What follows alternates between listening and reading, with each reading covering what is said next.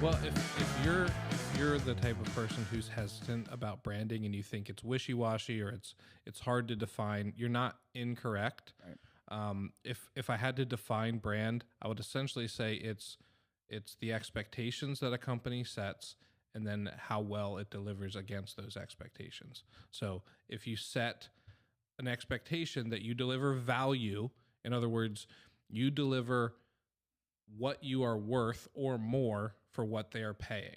So if I pay, if it's if you want to put a new roof on your house, there are companies that'll come out and they're a cheap company. They're a price company. It's cheap, cheap, cheap.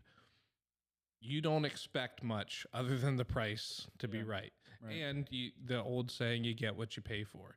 At the end of the day, you're like, oh man, my yard's a wreck. My, yeah, maybe the roof is keeping rain out, I hope, of my home. But, hey, at least I saved money on this. Then there's other companies that deliver value. And that value is usually more in the terms of we cost a little more, but what you get out of that is a better finished product. We don't make a mess in your yard. We clean up after ourselves. We use products that last a long time, and we install them correctly so that you get the best out of it. A third would be like a premium brand. Yeah. And a premium brand, if we're using roofing as the analogy, they would use high-end products and they would have potentially a lot of like upsells or, really cover all the bases in terms of roof. So you would actually, your home's going to look not like it just got a new roof, but like a whole new house potentially. And your brand is determining where you land amongst those three circumstances, right? You're either the cheap guy. It's a part of it. It's positioning. It's brand position. How your brand is positioned in the marketplace will determine whether you're premium. Will determine whether, at least perceived, right? Perceived premium. Yeah.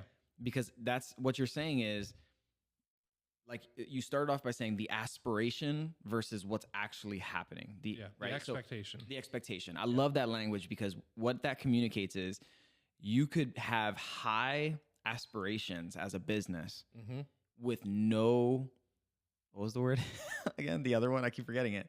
Aspiration versus expectation. Yeah. So they need to match. What are your aspirations as a business? What are you saying? Here's all the things we want to do. And then on the receiving end of that, as the paying customer or client, what are their expectations of you as a business? When those things perfectly align, that's where it's like it builds what? Trust. Right. They say, I know that person is going to deliver on what they said they were going to deliver on. And that is where brand really happens. It's like the moment where those things perfectly kiss. It's like the stars align and those things kiss and then brand is made. Right. So when you have a brand and you find your people, that's what it's all about, right? Finding your people. We know big brands in fashion, and it's easy to be a big brand in fashion once you're established because people will pay anything for your t-shirt that probably didn't cost a whole lot more to make than anybody else's t-shirt. But because you have your logo on it, your branding, you can charge a premium. That's not really what we're talking about here. Although there's an aspect of that can be universal for any company. But the reason you want to establish a brand is because there are customers who will fit your brand, and then you can be in demand, you can charge what you're worth, and you create happy customers that come back, that tell their friends, that leave reviews. Right. And that is how a company makes progress. And that's how, it's a snowball effect. Once you've narrowed in your brand, you've found your people, and you are doing a good job at delivering on the expectations that you've set for them. That's how businesses can grow through branding. Yeah. I think that's something I found to be true in my business. I started off, I'm a designer. And so I started off doing a lot of different kind of design. And over time have found myself doing more logos, more brand identity. Yeah. Like, so the visual aspect of the design of branding.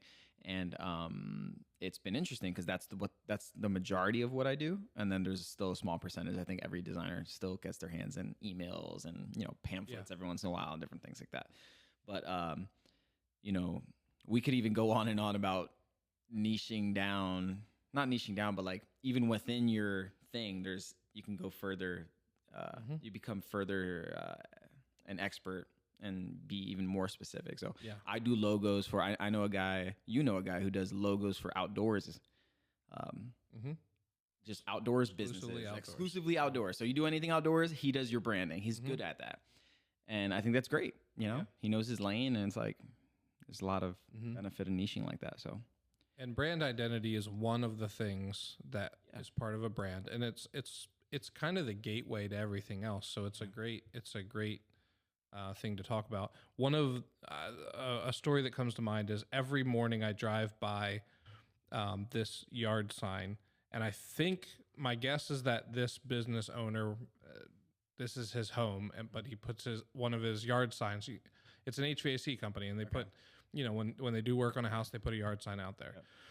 It's a red sign with white lettering, and it is the classic papyrus font. Papyrus. Yep. And all it says is his company name. And that's what sits there. And I drive by and I go, that guy, I assume it's a guy, might have an amazing service that he delivers. He might be the best HVAC guy on the planet, but most people that are driving by that sign are not calling him. No. Because what that sign communicates is, I barely know what I'm doing. Right. Like I didn't even have the time or energy or wherewithal to get somebody to make an actual logo for my business. Right. Or the intentionality. Sometimes too, it's like, do you care about, and today to me, visual, since we're talking about visuals, the visual portion of branding in particular, that's just permission to play. I'm not trying to make this whole conversation not accessible for people or feel like pretentious in any way, but I honestly feel, my personal opinion is that you having a decent to good to great brand, something in that range visually, right, is just, that's just permission to play. Like, yes. I just think it just matters so much, and specifically to millennials who are homeowners now. Like, it doesn't matter as much to some, perhaps like the older generation, right? Maybe they don't care about it as much, but it's going to continue to matter more and more. And branding's bigger than visuals, but I just wanted to mention that because that dude, again, he could be fantastic, but no one would ever know. Yeah. And making sure that your visuals match the quality of what you're doing every day. It's like, why wouldn't you want that? Yeah. Why wouldn't you want that? If you enjoyed this Brand Nerd podcast clip, be sure to subscribe so you never miss an episode. In the meantime, here are additional videos you might find illuminating.